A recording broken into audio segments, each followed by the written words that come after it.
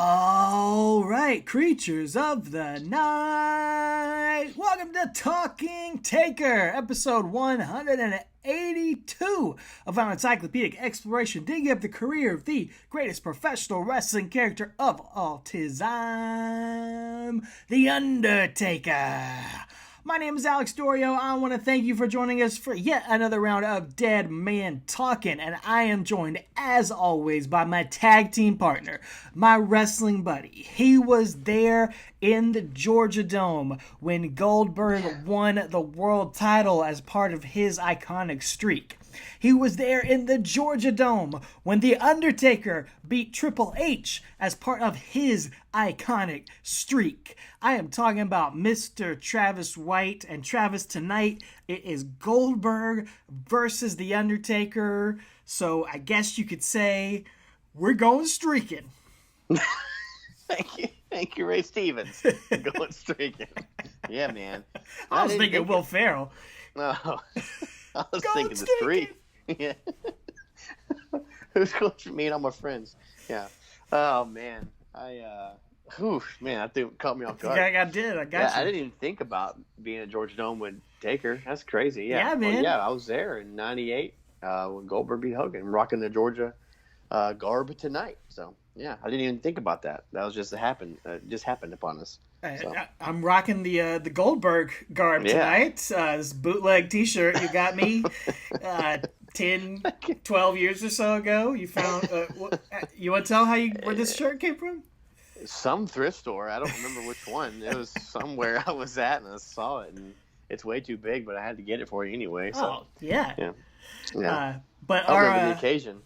Our viewers can see this because we're on YouTube right now. This is, it only took us 180-something episodes to get a video version of our podcast going, and just in time for it all to be over here in a few weeks. Yeah. But, our last few episodes, not only in audio, but you can see our beautiful faces. You can see the mean mug, as you called it, exactly. Travis. My heat-changing Undertaker callous. mug. Yep. Mean mug callous, baby.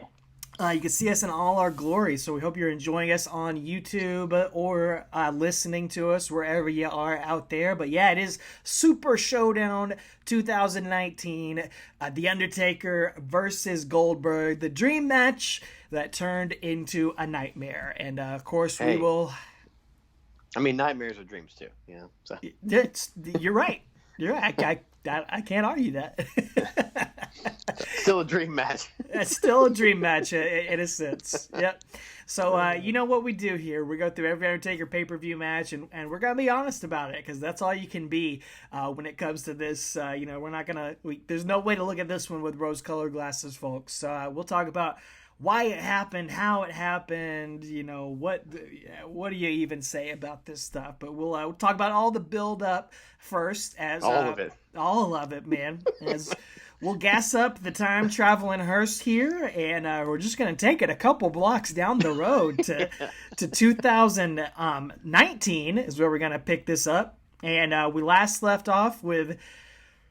what we thought would be maybe the most dream match. A dream match that turned into, oh man, it can't get any worse than that for The Undertaker when he teamed up with Kane to lose to D-Generation X at Crown Jewel, and another match that fell off the rails. How could it get worse than that? Well, it starts to get worse on April 7th, 2019, because for the first time in 19 years, The Undertaker is going to be left off the WrestleMania card. WrestleMania 35, The Undertaker is not booked, man. He's the Dennis Stamp of this WrestleMania. He cannot get on the card. And as we saw in the Last Ride series, he was there. He was in the building. Yeah. He was kind of frustrated with Vince. Like, yeah, you got nothing for me here tonight? What's the deal, man? Because it's like the longest WrestleMania ever. It actually... It's technically the first 2-day WrestleMania because it starts on the Sunday and ends on a Monday. So, yeah, the main event ended after midnight. So, it's a 2-day WrestleMania event. So, yeah, first Taker one of its kind. Misses it, But he's backstage, like you said. And was Was it right before this where StarCast was and he had signed up for it, or was that 2020? No, it wasn't 2020, so That was 2019 then. That was it it. must have Yeah. been 2019. Yeah. Yeah. Well, he was, and then there was that whole kind of him and Vince worked it all out. But people were like, "Oh, that's why Vince didn't put him on the show." But like, that's not it. But yeah, there was nothing. But we saw he was prepared because he had his stuff backstage. Well, we had to go fly back home and get his stuff. Yeah, he did. first. But he did have it. Yeah. And he had to get that stuff not for WrestleMania, which was, pretty shocking at the time. He wasn't announced, but he wasn't.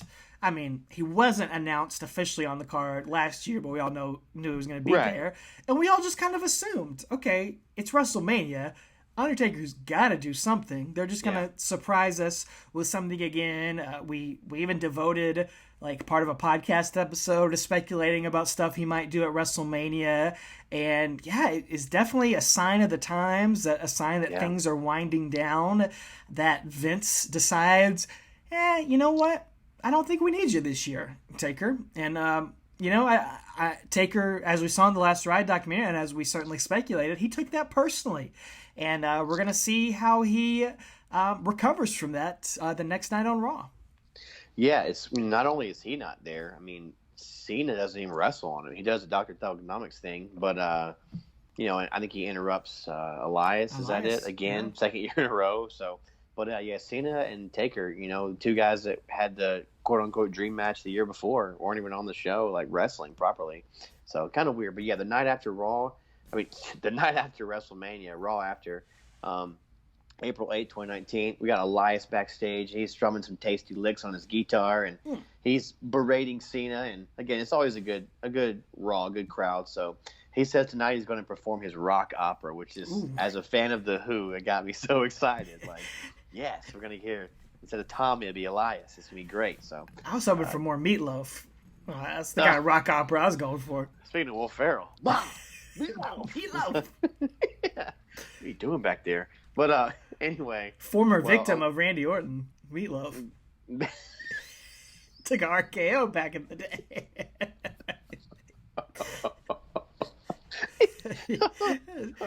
Oh, man. Oh, man. Gotcha. Yeah.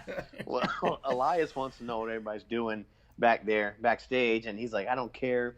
I know he's going to show no mercy to anyone who interrupts him tonight. I don't care if it's a legend, an NXT call-up, or even Vince McMahon himself. So he's calling everybody out. So later on, he graces us with his presence. He's going to perform, and he rags on Cena and the Dr. Thuganomics and talking about him ruining his WrestleMania for the second year in a row. But a year from now, it's going to be a different story, which, spoiler alert, it's not. Didn't quite pan out to that. It would have been cool, though. It would have. It would have been cool if they got a WrestleMania match. Yeah, I thought they were building to that and to him and Taker at some point. So anyway, he says that Cena is no artist or musician, but he's riding his coattails, and Brooklyn starts chanting the "Go Walk with Elias," which is always a great, like, very European. They do that soccer games, and it's the Seven Nation Army by White Stripes, and just great crowd. Big Mark crowd in Brooklyn doing that. So he's supposed to be a heel, but he can't help it. They're gonna cheer for him. So he says tonight he's going to rap for us, which I was so excited for. So, and he says, I'm sick of John Cena, WWE, I'm your biggest star. But if you want Dr. Thuganomics, then guess what? Elias is going to rap a few bars. So he's not very great at the syncopation and the syllables and stuff. But anyway, it is what it is. Well, he's talked about what a terrible form of music this is. That's true, Yeah. John brought out the golden shovel, even though I can't be buried. That's what you do. I'm sitting here holding up 3 fingers, John. The middle one is for you. Every superstar wants to make their name on Elias. I get it. You're a fan. But mark my words, the next one to interrupt me is a dead man. And, like, Brooklyn knows what's up. They just immediately lose their mind. And then the gong hits. And Elias's facials are so good. His eyes just bulge out of his head. Like, it's so perfect. I think Elias is underrated in my opinion. He's a perfect sports entertainer. He's not great in the ring, but he's a perfect sports entertainer. So, anyway, Corey's like, did Elias, is he clairvoyant? Can he see the future? He's thinking about it. So, Taker, his music hits, and the crowd is just cheering, Oh and yeah.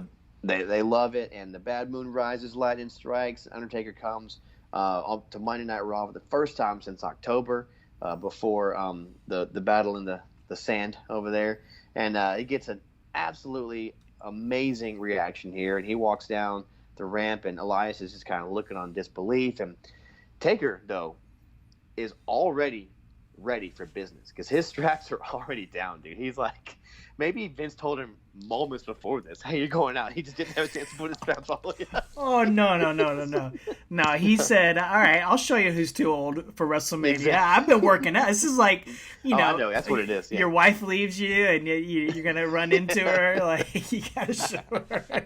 You got your All shirt right, pulled down. Yeah. you leave No, here for that's somebody exactly. else. All right, That's I'll show you what exactly you're what it was missing. because he's looking good, man. Like his body looks in good shape here. So yeah, he's got his straps down and comes down, raises the lights, and Elias kind of backs away, and he's holding his guitar, and Taker gets in the ring, stares him down, and I mean, I noted in my notes like no one is sitting down in the audience. The entire Barclays Center is on their feet, because he wasn't at Mania, dude. Like he wasn't even there. So this is a very cool, again, unadvertised, very cool. Yeah, yeah. So Elias goes to leave, and Taker stares at him, and Elias is like kind of rethinks it, and he's like, and he gets back in the ring, and I think, I'm sorry. Taker removes his jacket and gets a microphone, and Elias faces him, and they move closer to him, and Elias moves a little closer to him, and Taker moves forward again, and so does Elias. They're kind of coming, closer and closer to each other. And then Elias turns away to walk away, and thinks twice about it again. Comes running at Taker, which is a horrible mistake. Taker big boots him, goozle, choke slam, and his hat falls off, and then Taker just does a throat slash, hits a big old tombstone to Elias, and even does the classic pin, which is cool because the whole crowd's like 1, 2, 3, like it was a match or something. And I love that, man. It was great. And then Taker just kind of bathes in the purple lights there and looked great, man. And Corey Graves calls it a ceremonial burial, so that's what it was. Pretty much, man. But so like this was awesome. This was great, but why couldn't this have been at WrestleMania the night before? No reason. Like you could have done the whole Cena and Elias segment, but then have Cena beat up Elias, but then Elias tries to get back in the ring and try to finish his concert, and then Undertaker comes and beats him up too. Like, come on, like, there's no reason. WrestleMania's always already 12 hours long. It's like, what's another 30 minutes for Undertaker's entrance? I don't know. And it would have been symmetry with last year because all three of those guys were in the segment together last year. I mean, I don't know, man. It was great. I just think it's just weird. I don't get it, man. I don't get it. Yeah, I don't know either, man. It didn't really make sense. Maybe they just wanted it for that Monday Night Raw crowd. I don't know, but why would you not just put it on the pay-per-view? So, but and then interestingly enough, I wanted to mention this too. Back in fast forward a little bit to May. This is when WWE announces Super Showdown from Jeddah, Saudi Arabia. So they've been in Riyadh the last two and going back to Jeddah, I think, this time. So they announced there's a 50-man battle royal, Triple H versus Randy Orton. Did they say it's the last time ever? I don't remember, but I mean, they told us that back in 2009 probably. But anyway, and then Taker versus Goldberg for the first time ever. So, and this is going to be Goldberg's first match since he lost to Brock at WrestleMania 33. So, but that's just one of those. It's announced. Here you go. Now we're going to build to the matches. So yeah, that's kind of how the Saudi shows have been, and it's weird. They could have done Undertaker Elias here. I mean, it's like that's a weird match that we never got. That got it's had these teases and moments between those guys, and we thought we were going to get the casket match kind of. We thought it was going to be back then too. So yeah, it might have been better than what we ended up getting, but. This is not going to have a ton of build-up going into it. It doesn't need it. It's Goldberg versus Undertaker, first time ever. Yeah. Which is... Go ahead. I was going to say Vince is a promoter, man. That's all you got to do is put those names in the marquee. That's going to sell itself. So then all you got to do is promote it at this point. So yeah, and to think of their two legendary careers and them never having crossed paths is pretty wild. Yeah. So Undertaker's going to come out the week before, or just a few days before, because it's going to be on Friday night. So he comes out on Monday, June 3rd, 2019. Is going to be in the main event segment with a promo here to hype up this match. And it is crazy. I don't know if this was a match people were really dreaming about. I mean, I don't know about you. I was never really thinking about Undertaker versus Goldberg during the Monday Night Wars. Were you? I mean, I was going Goldberg Austin, obviously. Right. And Goldberg Rock and DDP Rock and Sting Taker. Probably those, that's. But yeah, I was never really thinking Goldberg Taker. But I could see that though. Like if I get my mindset back in the late '90s, I could streak see versus streak. Yeah, exactly. So, but of course, in the late '90s, they didn't really talk about the WrestleMania streak until with Flair in WrestleMania 18. So yeah, they didn't talk about it as much. Yeah. But it is, they're kind of two of the last guys standing from that era who can still go somewhat. So it is cool. And they did tease it a little bit during that Royal Rumble 2017 build-up and interacted for a few moments during that. But other than that, they never really crossed paths till now. And the graphic that they're using for this match, dude, is picture of Undertaker's great, but the picture of Goldberg is gotta be from 2003, man. It is not a current day Goldberg picture. No, yeah, his goatee's like brown, dyed, and he's looking a little more svelte than he does nowadays. Yeah, it was good try. It cracked me up every time they used it, but yeah. Taker's going to come out, do his big entrance. He's bathed in the purple haze as he picks up the microphone and asks if we've ever wondered what happens when you come face to face with death for the very first time. Does the sky become dark? Does the ground begin to rip open at your feet? Do you choke at the stench of the souls that are already gone? Goldberg, on Friday, you will get the answers to all of these questions. Because when I stand across the ring from you for the very first time, I don't want Goldberg, the family man, smiling at his wife and son, beaming with joy. I want the unstoppable, mythical icon, Goldberg. I just put, sorry, man, you're going to have to go back in time for that Goldberg. Yeah. He hasn't been around for a while. No. And then Undertaker, he gives us a promise. He says, if you bring anything less, Goldberg, our first match will be the last. And I will open up the gates of hell and unleash an inhumane level of brutality for which you have never felt. Which is a cool line, but I didn't know there was such a thing as a humane level of brutality. Yeah, absolutely. There is? Apparently. There's a level of brutality that's, we're all okay with. But then Undertaker's going to take it up a notch. Yeah. He says, when the Reaper beckons, you answer his call. I will claim your soul for all of eternity. Goldberg, you're next. And then, boom, the show immediately goes off the air. Yeah, that's how fast it was. 5 minutes left in the show when his music hits. So it takes him 2 minutes to walk to the ring. Yeah, so it's like, I mean, he says you're next, and it's like, oh, Raw, boom, it goes off. It's like, that's it, dude. The little bug on the screen that has the copyright comes on before his promos, even before he even says his last line. So clearly they were pressed for time here. And it's funny, on the network, they actually have the end of the promo. That's like bonus footage of Undertaker here. So they clearly missed their cue, because all it is he says, and at Super Showdown, you will rest in peace. And then his music plays. And he walks up the ramp, does the fist raise and everything. So it's funny that they missed their cue on this night. Maybe a bad omen for going into the pay-per-view that they can't time this right. Yeah, that's like waiting for like a hidden track on like a CD, and it's just like something like a Marvel after credit scene, but it's just the one with Captain America. He's just like, basically, why'd you wait this long? Yeah, exactly. Bonus footage. Stay tuned for bonus footage. Rest in peace. Done. That's it. That's it. Yeah. There is some other cool stuff on the network on this episode of Raw. And they actually interview a bunch of legends backstage about this match. I think they used it on WWE.com back at the time. They talked to Jeff Jarrett, Tyson Kidd, Mark Henry, The Miz, and Ricochet, and they all give their thoughts about this match. And this it's not essential stuff to go watch, but I sat there and watched them all because they're just like 90-second interviews. Yeah, and they're fun because they're all in kayfabe. Like they were all analyzing like who really has the edge, all this stuff in their match. Every single one of them give the edge to Undertaker, which is funny. no doubt. Jeff Jarrett and Mark Henry, they both point out that they're two of the only guys who have ever faced both Undertaker and Goldberg.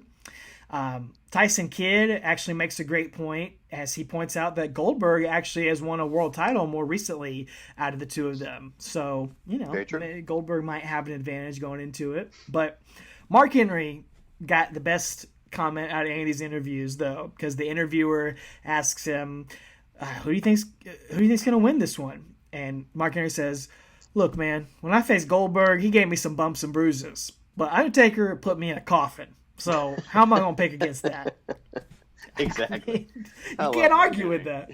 You can't argue with that logic. No. I mean, it's exactly right. You can't argue with that. That's great, man. Yeah, just some fun extra stuff because there's not too much to talk about here. So. Yeah, because that's going to take us to SmackDown the next night. This is SmackDown still on Tuesday nights for the next 4 months. So Goldberg makes is advertised to appear on SmackDown for the first time ever tonight, which we were talking before we started recording that we think he may have appeared in the build-up to the WrestleMania 20 match with Brock, but can't confirm that. So y'all can help us out. I'm not going to Google it right now, but y'all can help us out. But I think that he did appear at least at some point. It wasn't in a match or anything, but yeah, he was always a Raw guy when he was in WWE the first time. Well, and the second time. But anyway, so he comes out for the main event segment here, and the crowd's chanting his name for his music, and gets the entrance from the back, with the security, the little J-Brones around him. Camera follows him through the back like it's WCW, and he makes his entrance. And I thought something cool, though. He shakes this little boy, I think he's got Down syndrome or something. He shakes his hand on the way down, and it's kind of cool. I mean, Goldberg is always... he's a superhero. That's what he wants to be, as someone the kids can look up to. And I just always appreciate that about him as a guy, not, kayfabe aside. I appreciate that about Goldberg. But he soaks in the applause, and he's, blown away because he always gets a really good ovation when he comes. And so chants get louder and louder for him, and he just, thank you, Laredo, which is always funny. But he says he's been waiting over 20 years to go one-on-one with The Undertaker. So that would have been 20 years with 99. So he went ahead and let his streak be broken at the end of 98, and he's like, now that's broken, we'll go with Taker. So, but he said, that Undertaker made an interesting point last night on Raw. He said, he didn't want to share the ring with a family man, but with the machine that went 173-0. He says, Goldberg says that made a switch go off in his head, and he doesn't want the family man Goldberg anywhere near Undertaker. He said he left that one at home. More chants from the crowd. Goldberg says that he guarantees Taker will get the man he's been watching for 20 years. He says, we'll all find out who the better man is on Friday night. Undertaker, you're next to rest in peace. So they're dad joking, stealing each other's, lines here and everything. So, but they have time still here to go on. And Undertaker's gong hits and the lights go out, and they come back up, and Undertaker's actually standing behind Goldberg in that purple haze in the ring, and Goldberg turns around and is kind of laughing, because he's not. His character would be it'd be stupid if he was scared about this. He's the beast. He's a monster. So he is turns around and faces him, and the crowd's chanting holy bleep at it because it's the first time they've gone face to face that we've ever seen. So aside from that couple years ago.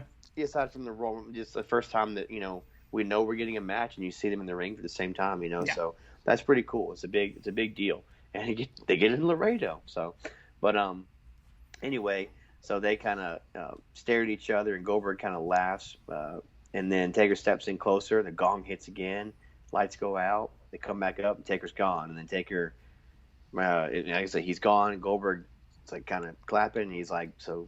That's it. He's like, all right, Friday night it is then. And then he says something no one ever told Taker is to, he says, Bring your jock strap, tighten that SOB up tight, because it's going to be a ride. Which no one in 182 episodes has ever said that to Taker. We've never uttered that sentence on Talking Taker. So, took us way too long to say that, man. Yeah. So I'm gonna start saying that to you before we start recording every week, though. Tighten that jock strap up. It's gonna be a ride. Yeah. I love Goldberg, man. How do you not love Goldberg? I know. How do you not? He's great, dude. He's great. So. It's so crazy because during his prime, WCW, and then even the first run in WWE, he was not known for his promos. Like, he was not great behind the mic. That was not something you ever thought of with Goldberg. But as soon as he came back in 2016, best promo guy in the business, man. Because it was so real. It was so emotional. It was so honest and so intense. He never does Goldberg come out here with a script, man. He's just kind of... And nobody wrote that. And and if he does, he forgets it. And he's said that before. He's like... he says, I don't know what I'm supposed to say. I love Goldberg promos, man. Oh, yeah, me too. Yeah, Goldberg promos post 2016 are fantastic, man. So good. They're so good. So it's like old school, man. Yeah, it is. Tighten your jockstrap. It's gonna be a ride. I don't know. Anyway. Well, tighten them up, folks, because we're headed there to Saudi Arabia. June 7th, 2019, Super Showdown from King Abdullah International Stadium. Oh. King Abdullah the Butcher. What if they brought him out for this show, man? Be sick. He's still alive? Yeah. Right? I can't remember. I think so. Is he still alive right now? Yes. Okay. Yes? I can't keep up with Abdullah the Butcher. His restaurant is not open. I know that. Sadly. He's still alive. He's 80 years old. Okay. Oh, man. It's perfect for a Saudi show.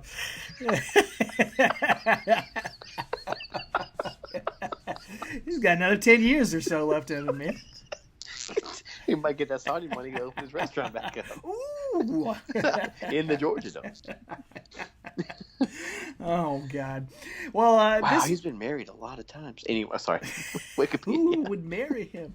Anyway, this is a show. I do actually watch this one live because it started at 2 p.m. Eastern time, and I got off work at 5, drove home, and it's just in time for the main event to come on, Undertaker and Goldberg. So I put it on, and I got treated to this little match here. And it is going to be the main event of the evening. Like you said, stacked card, Triple H and Orton, Roman Reigns and Shane McMahon, which is going to play into our next episode next week. Strangely, that actually does make sense, and it plays into next week's episode. So, yeah. And then you got Michael Cole, Corey Graves, Renee Young again on commentary tonight. And we get a big video package, kind of hyping up both guys' careers before the matches. And this is my pet peeve. We don't have that much to talk about. I'm just going to start ranting here. Why is it when you go on the network, it doesn't have the video package before the match? Like, if you go to that chapter, it takes you to the match, and I have to rewind 2 or 3 minutes. Like, just let me have the video package on there, or have it be its own chapter. Come on, Peacock. Yeah, maybe Peacock will fix it. Yeah, you'd think that when you click on, like, Goldberg vs. Taker, it'd take you to the video to build up to it, So that's always bugged me about the network. I guess some people are just, they're just watching matches. Most people aren't doing what we're doing, so they're just watching the match. Not?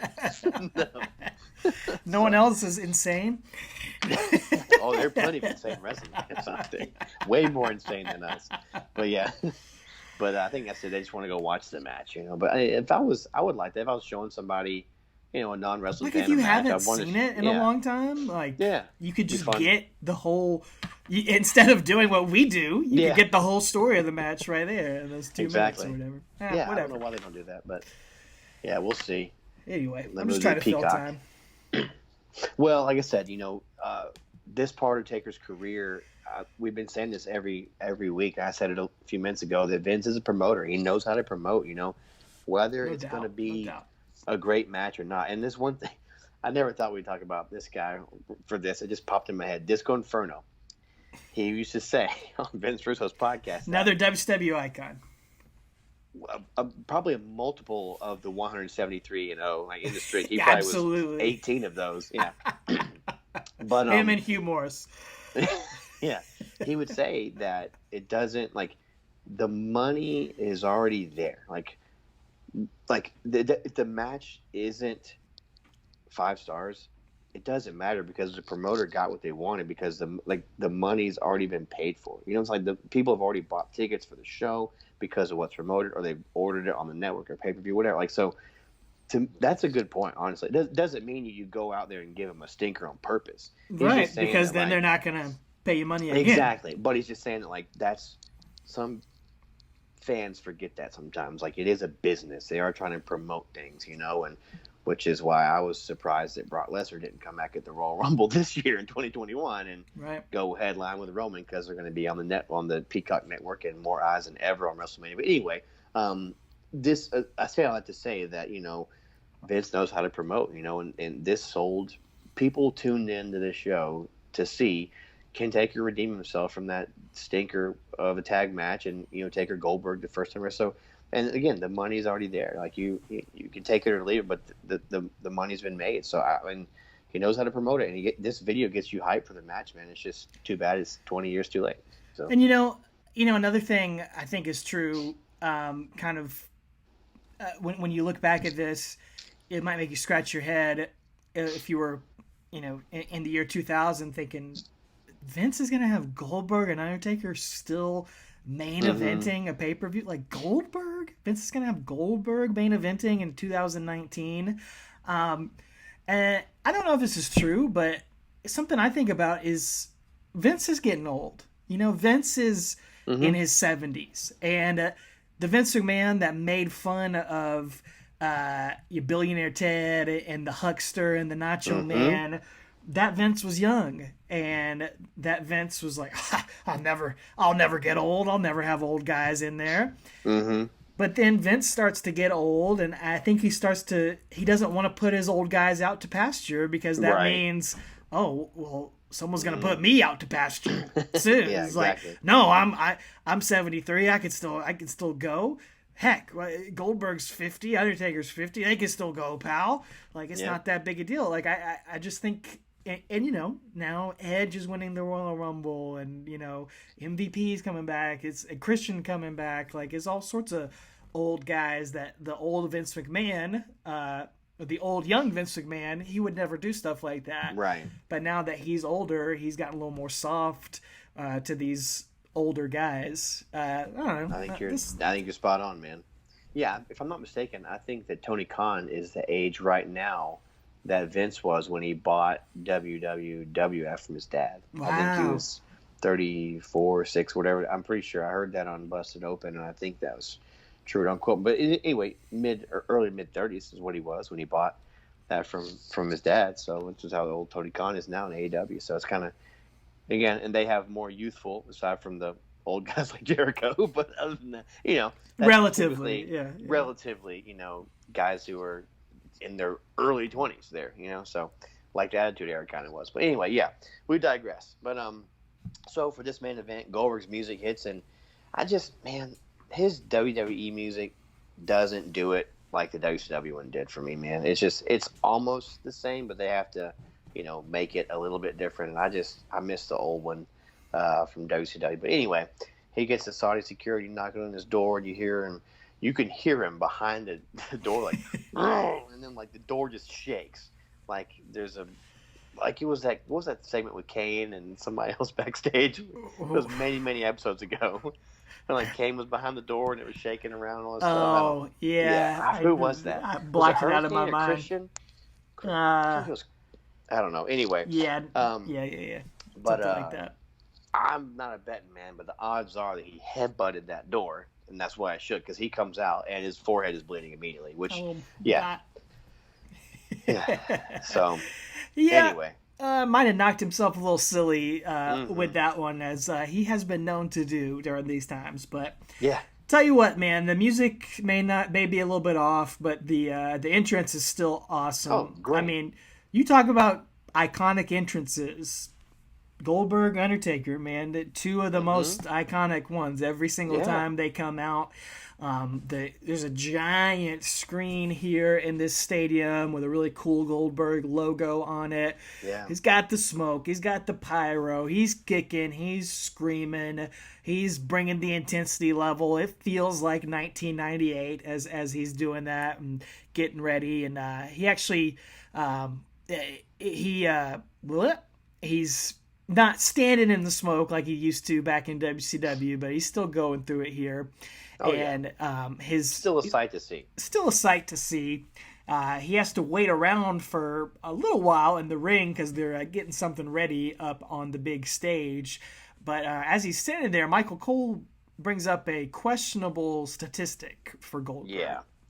Yeah, he says that there's only one man in wrestling history to hold the WCW World Heavyweight title, the WWE title, and the Universal title, and that's Goldberg. But I want to pick a bone with that because he held the WWE World Heavyweight title, which was the big gold belt from WCW that they transferred over and Eric Bischoff handed Triple H.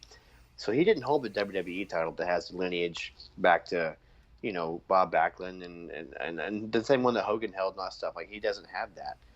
The same one that Austin held. So what he actually held was the Universal title, the WCW title, and the WWE's WCW title, basically, back Yes. in '02. So, which as we were watching this match and building up to this, it was before Royal Rumble 2021. I was terrified he was going to beat Drew McIntyre to actually hold the WWE title Yes. and complete that statistic. So, he did not. He But, did not, he thankfully. would have. But yeah. So anyway, there was an interesting statistic that if you weren't nitpicky like we were, you'd be like, "Oh yeah, great." But no, I had to call him out on that. So Oh, absolutely. That's what we do here. yeah. And I'm going to call out WWE because they start playing this ominous music, and we see the Druids come across the stage for the first time in a while. Where's the Druids music? Where's the Latin chanting? Ah, yeah. Dude, this is so weird. They don't use Mm-mm. that here. I didn't make the plane ride over to Saudi Arabia as they carry some torches across the stage, and we see what they were getting set up on the stage is a whole ton of caskets lined up across the Yeah. stage as the gong hits.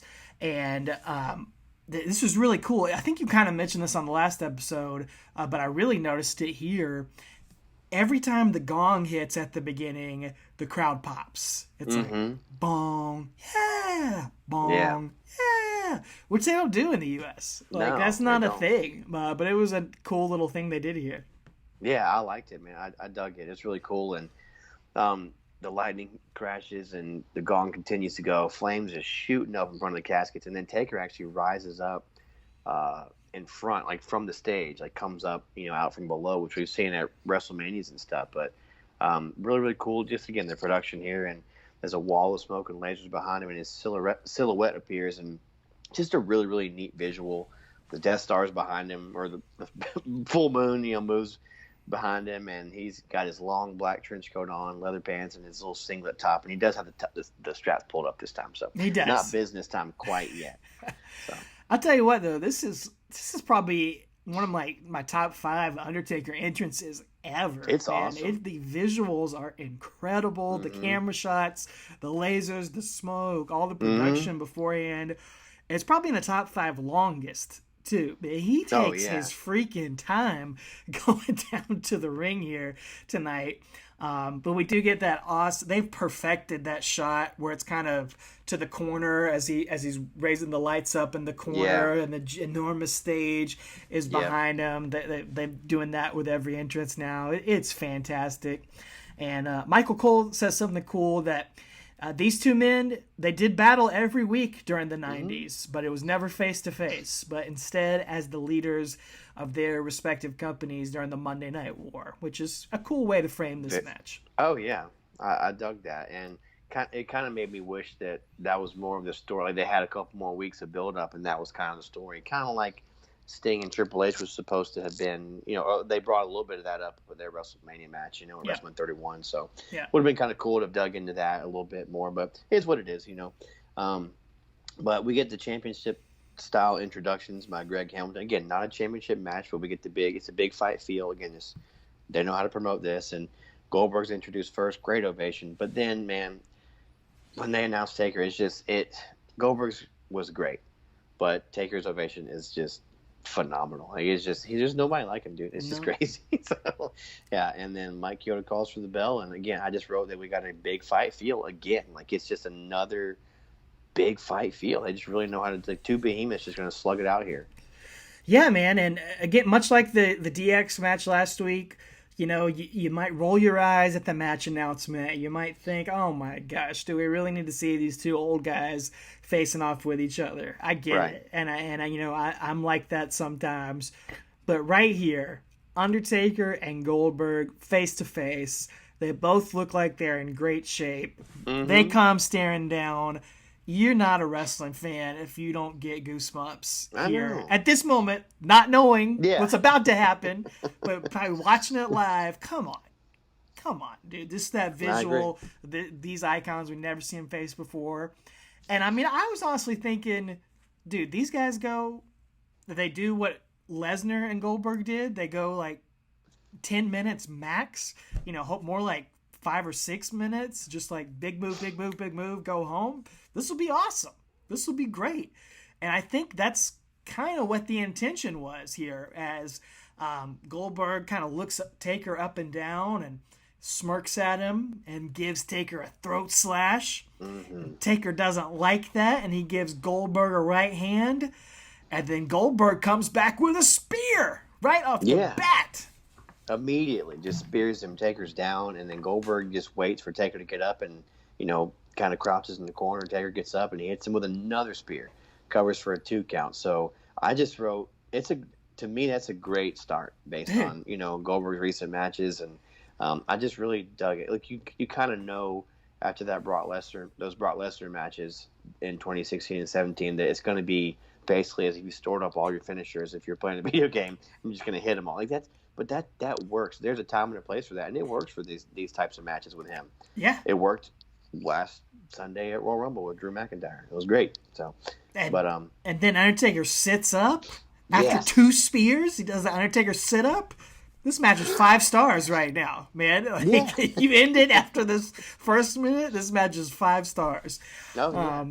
Undertaker, he gets up, he goozles Goldberg, but Goldberg's gonna roll out, and he's gonna do his leg lock submission that he's been known to do, and works the leg over for a little bit, but Taker's going to make the ropes as the crowd starts chanting, "Taker, Taker." Oh, yeah, they're in it for him, for sure, man, and he's going to get Irish whipped in the turnbuckle, and Goldberg runs at him, but Taker moves, and this is where Goldberg smashes his head on the ring post, for a shoot, like legit, and he kind of, you see him and you hear it, and it's just like, what's happened. And you hear Corey Graves. Around. He says, "Uh-oh." Corey says, "Uh-oh." Yeah, he knows. Like, that's the shoe. He's like, "Oh, whoops." So, and then Goldberg turns around, there's blood all over his head. And at that point, I mean, everything up to that was just, like you said, if they'd hit a tombstone or jackhammer and ended it right there, it would have been fun, man. A fun little sprint. But this is where things sadly take a turn. Yeah, it gets real bad. Goldberg's face is real bad. I mean, he is gushing blood pouring down his face. It is real ugly here. Undertaker. It's a work. Not for him. Never. Undertaker, he's a pro. He kind of takes a minute and just like kind of collect himself and try to get Goldberg to collect himself. They try to see how bad it is. So they kind of he just kind of works Goldberg over in the corner for a second, throwing soup bones at him. But I mean, you can tell, he's got a concussion real bad. He didn't just bust his head open. He is not there. He is woozy and can hardly stand because Undertaker starts working over the arm, and Goldberg can't even keep his feet underneath him. Yeah, he's got spaghetti legs, dude. And Taker goes up for old school. He nails it, but then Goldberg just can't sell it right because he's not there, man. He just got knocked loopy, and Taker taunts for a choke slam as Goldberg holds himself up on the ropes, and Taker goozles him, hits a choke slam, and Goldberg just lands real hard. Like, not a good looking back bump. Like, he did not absorb it at all. He just kind of like when Foley hit to the cell, like when he hit the ground. Like, just very much wasn't expecting that. He wasn't ready for it. Somehow better than when Undertaker chokeslammed Hulk Hogan in 2002, though. Who knew it was coming? Yeah. Somehow it was better than Yeah. that. Yeah, exactly. And, dude, straight up, I remember watching this 2 years ago, thinking, pin him, not just let it be over, man. This needs Call it. to be, just call it right there, man. He ain't there. He's busted open. Just forget it. But Taker muscles Goldberg up for a tombstone, too. And again, it's a miracle Goldberg doesn't get hurt even more here because he doesn't protect himself at all and basically lands straight on his head here. And Goldberg kicks out again, like literally off of instinct. The ref and Taker should have just held his arms down here and just called it a night. But, they're old school guys. They have a lot of pride. They want to see if they can, Goldberg could just shake it off and get back to it. And it's going to get worse. Well, after that Goldberg kick out, you see Taker look at Mike Chioda, and he kind of has his arm up, and he tells him something. I rewound a few times to see if I could hear it, but I think what it was just like, let's just take it home. Let's just go. So he starts slugging away at Goldberg in the corner with some body shots, and Goldberg ducks a clothesline, and they collide with a double clothesline in the middle of the ring. So they're both down, and both of them struggle to get up, and Mike Chioda is legit checking on Goldberg. You can see it. They do the boo spot in the middle where they're just trading punches back and forth, and of course Taker's getting all the yes. So then we're about to go into the greatest hits.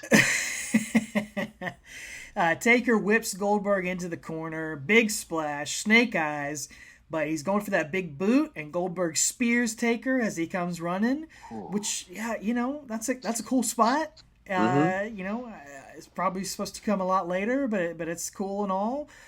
And then Goldberg signals for the jackhammer. And I'm just thinking, don't do it, man. Don't do it, Taker. Call the audible. Dude, just change it, man. And Michael Cole on commentary, too, he just says, there's no way. There's no way. He's thinking the same thing. He's thinking, don't do this, guys. And Mike Cole is correct. There is no way Goldberg's going to get this jackhammer off. What did you call it before we went on the air? Oh, the jacked up hammer. Yes. The jacked up hammer. They should make that a move on like the SmackDown vs. Raw wrestling games. Yeah. The jacked up hammer. That'll end things. Well, yeah, like you said, Cole he's a prophet. He's right. He knows there's no way. And Goldberg attempts the jackhammer, but man, talk about a brain buster. Like Taker lands on his neck, his head. It is a very ugly spot, and it would break a man's neck. Like if I got hit with that, my neck would be broke. I wouldn't be walking again. And like Taker goes on to say on the last ride, he's like 2 inches from being paralyzed. So yeah, easily. Yeah, it's just the neck's nothing to play around with. It's especially when you're up in age and 50 years old. Like, it was so ugly, man. I have no idea how Taker is able to literally walk away from this. Well, you can kind of see it. Like Taker never lets stuff get to him here, but he kicks out of this, and like you can tell he's kind of like, whoa, like for a second, like that was bad. Like you see it across his face. Yeah, and what's funny too is like like you said, Goldberg covers Taker and he kicks out, but the crowd doesn't even respond to the kick out. Like, they don't even they knew that was ugly. They knew that was wrong. So, but I just thought it was interesting because, like I said, they don't bite on that as a near fall because they're just like, oh no, I'm worried about Taker. Yeah. So then Goldberg taunts and gets Taker up for a tombstone, and Taker flips over his back. And again, we should have learned from the Roman Reigns match. Let's just get that out of our arsenal, especially when you got a concussed 50-year-old in there with you. Word. So. Dude, what were either of them thinking? I mean, what was Taker thinking? I know Goldberg wasn't thinking, like, come on, Taker, that's not going to happen. And this is where Taker's just like, enough is enough, because he just gets straight up, picks up Goldberg, choke slams him, goes for the cover.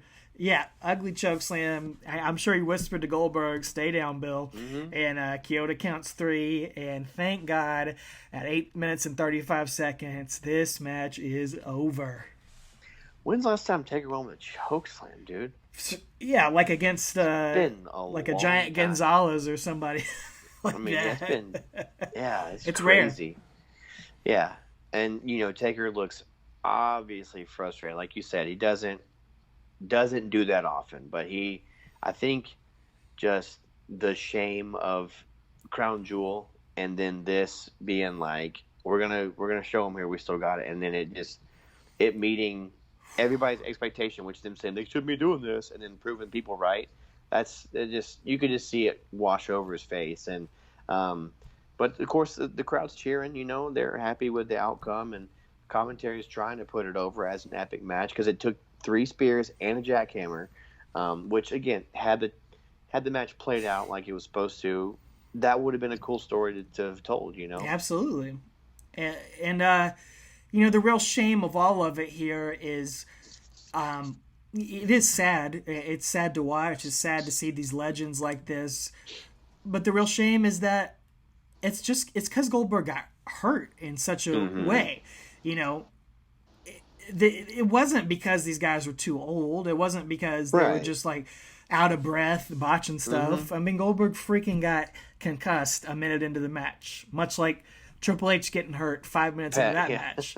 Is that because they're both old? Yeah, probably, and that's probably a sign that they shouldn't have been in there. But there's still that glimmer that like it might could have been good. Mm-hmm. It's not completely Undertaker and Goldberg's fault. That's a freak thing that he got injured that badly off of that move, a move that Goldberg does all the time, and he's done that Yeah. spot a billion times. So it sucks. Yeah, it wasn't like he showed up out of shape, like you said. Yeah. It wasn't like he didn't prep for it or he didn't have his tan like Sting in '97. But yeah, it wasn't like that. It was just an accident in the ring. But like you said, is that because he's so old? Probably. But yeah, that is sad because what could have been, what could have been. So, but tell you what is a lot more fireworks. Yeah, dude. I don't know if they bring these over with them or buy them there, but there's no more left in Jeddah. uh, Kicking Wings making a fortune over in Saudi Arabia, man. He's only got snakes and sparklers. He can afford these now because he got that WWE money, that Saudi money. Yeah, Kicking Wing. I couldn't remember his name for a second. Man, yeah, dude. What else can you say, man? It's just a huge yakaroni with extra cheese. Just a huge disappointment.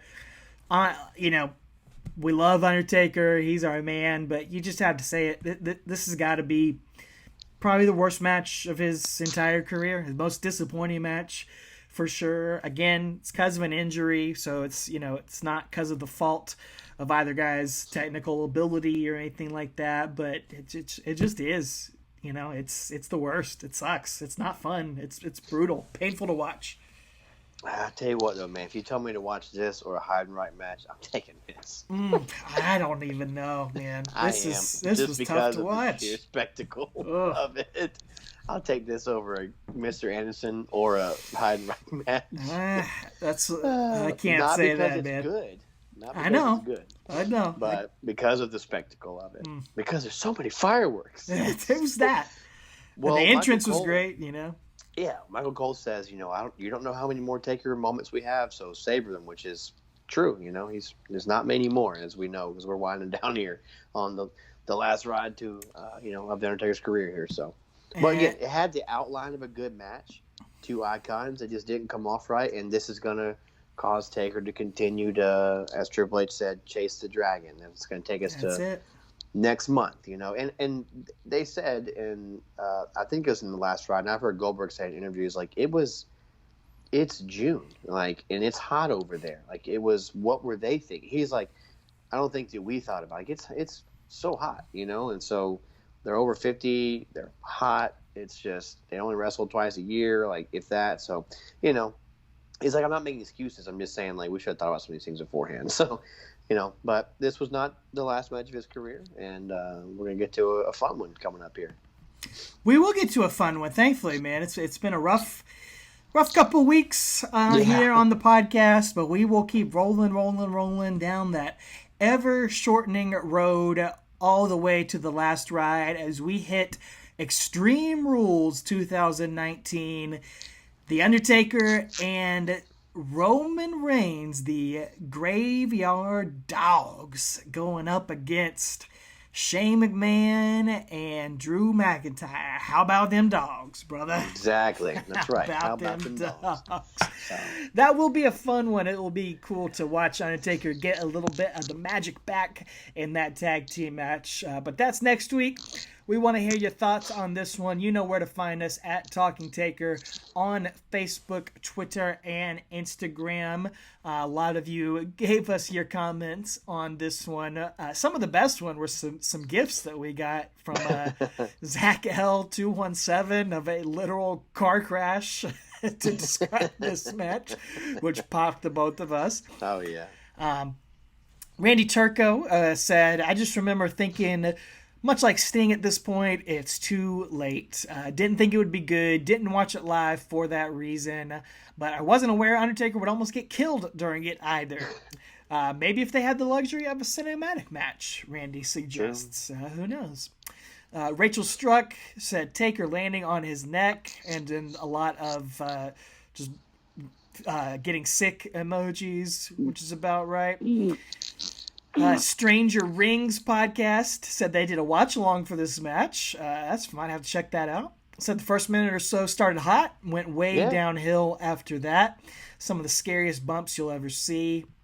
Collecting Dead Man said good match until Goldberg hits his head on the post, that's true. for 2 minutes, it's pretty good. Unanimous. He should have stayed down at the tombstone and would have been good if that had happened, which you're at. 5-minute match would have been fine.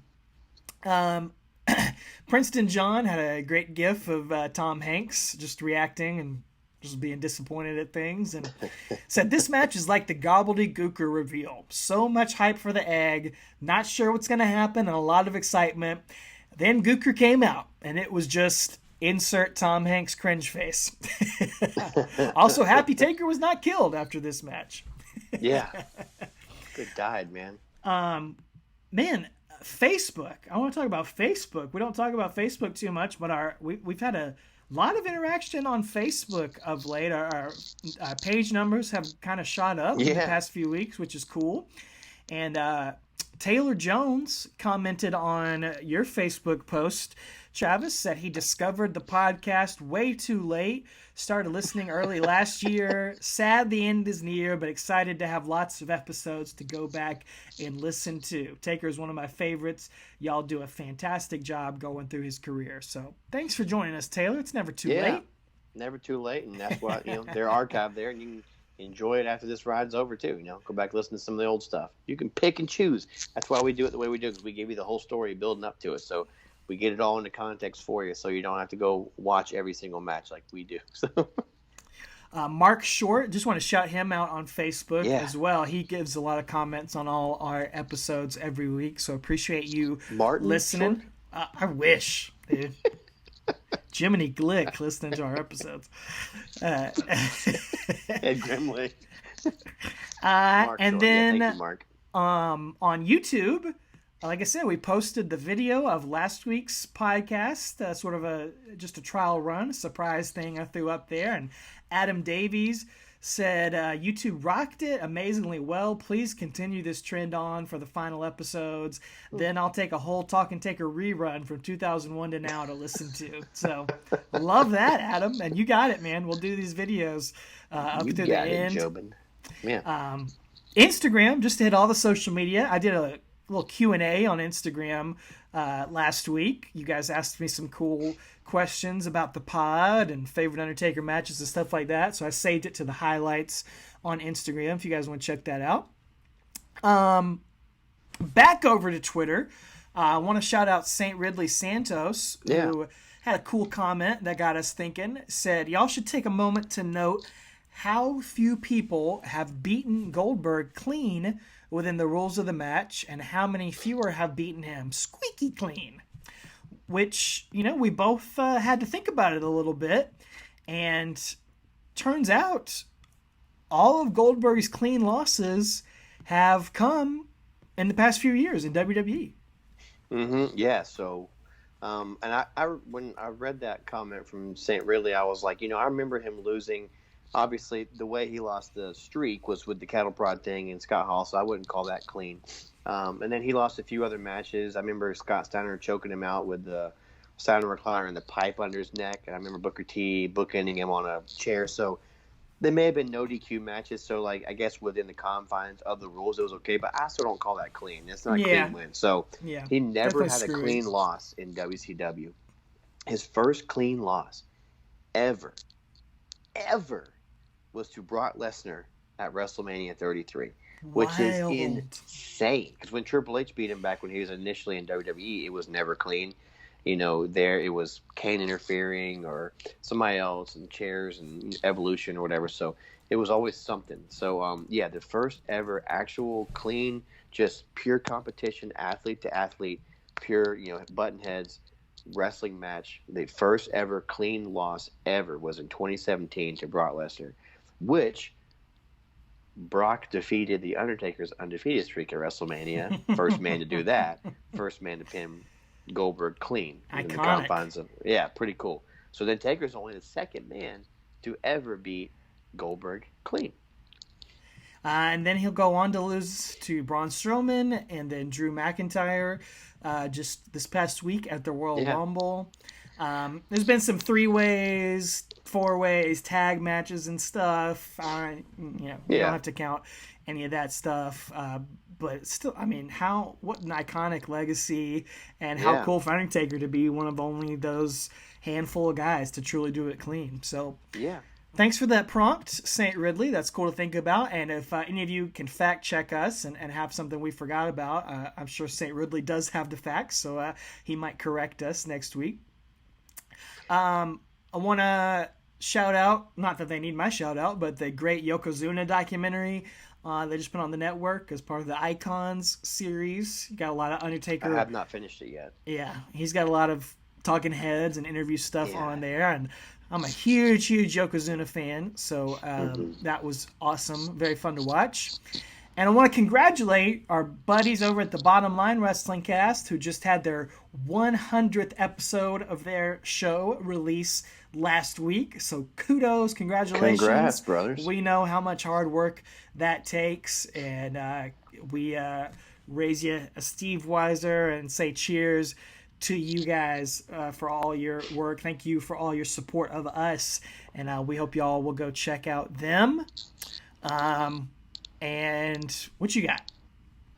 Oh, I posed this to you. Well, I texted you earlier and told you I was going to bring this up. It's a little bit Taker related here, so I just want to bring it up.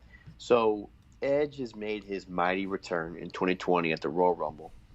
Iconic opponent of Undertaker. Just had an unfortunate accident last year, injury, came back, just won the Royal Rumble in 2021. And it just got me thinking,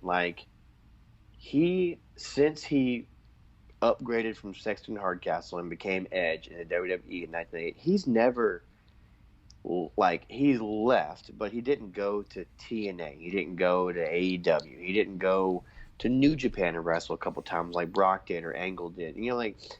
He's like Taker and Shawn. To me, Austin hasn't wrestled again. He didn't come back and wrestle. He's still been a Vince guy, but he's, but as far as still wrestling, and coming back, again, Shawn and Taker and Edge are the three I can think of that have been just straight company WWE guys. And to me, we've sung Edge's praises a lot on here. I love Edge and I just respect him so much. And but that thought crossed my mind with him winning the Rumble the other day again. Just how he's a pillar there too. This is the equivalent of Taker winning back in 07. Was that 07? No. Yeah, he won in 07. Yeah, 07. Royal Yeah, Rumble. 07. Yeah. But it's an equivalent of just a guy who is a pillar of the company, an old grizzled vet and you can always count on, and he's gonna win. Like I don't know, man. It just crossed my mind thinking about it the other night, and I just wanted to bring it up and just see what you thought about that. They're few and far between, man. They're only guys really. Other than that, you got like your Cena's and Randy Orton. Yeah. I mean, Randy Orton will be that, and it's cool because he's never really. Guys, I mean, he's coming up on 20 years now, which is Yeah, so blows just my like mind. it's some rarefied areas. It was like my point. Like Yeah, those exactly. guys, That's what I was trying to say. yeah, There's really not any more hardly other than that. I mean, yeah. where's Randy Orton going to go? TNA? I mean, really, but but Edge, he could have. I think he might have gone to AEW. He talked with him. He It's admitted that. partially why I think they decided to. Medically, you're cleared now. Maybe something a little fishy with that. But yeah, who cares? Whatever, it's fine. Yeah. It is cool that pretty much this will be the only company he ever really wrestled for. I think he was a jobber in WCW for Yeah, just a couple matches. So was Taker, So right, yeah. and he was. That's kind of like it's like they kind of had that in WWE. Like Christian went to TNA, not Edge. exactly. That's what I'm saying. Yeah, Christian, his boy who just came back. It was great and emotional to watch him come back. But anyway, it just occurred to me, like, I just put him, like, some people wouldn't put Edge up there, like, with a Cena or Orton or a Taker or Shawn, but, like, I do. Like, I really, like, he is a pillar of that company. So anyway, that's all. Yeah, that's a cool point. A cool thing to think about. Very rare that we get to talk about it here. And man, we got a short episode, so if you want some more content, go back in the archives, listen to any of our episodes covering any of the Undertaker Edge rivalry. Yes, or some of my favorite stuff. Binge all 6 or 7 of them because they had a ton of matches in 2008 against each other, and that whole rivalry, hands down, some of the best stuff we covered in Undertaker's career. So some very fun episodes. So definitely go check those out. I think one of them even has our visit to go see the Undertaker, so is on one of those episodes for the Undertaker versus Edge. So there's some bonus content if you want to go check that out. You got some free time listening, or you go check out youtube.com/Travis White as well if you want to kill some time and hear some great tunes as well. Yeah, I got some more music coming out pretty soon. So yeah, thank you for those of you who have subscribed to it. I was able to get my own YouTube channel now, so thank you. Like my own personal /Travis White. So thank you so much for that, and listen to it. If it's not your cup of tea, it's fine, but it's what it is. But we if you were there in the King Abdullah International Stadium in Jeddah, we want to hear from you for sure. Did you think that the Undertaker was an actual dead man after that jacked up hammer? So yeah, it's crazy talk, crazy match. But what were your thoughts? And again, just let us know your thoughts, ladies and gentlemen, that you were there. And thanks for staying on this ride with us. There's not too many more to go. But stay safe out there. And as always, always, always, always, take her easy.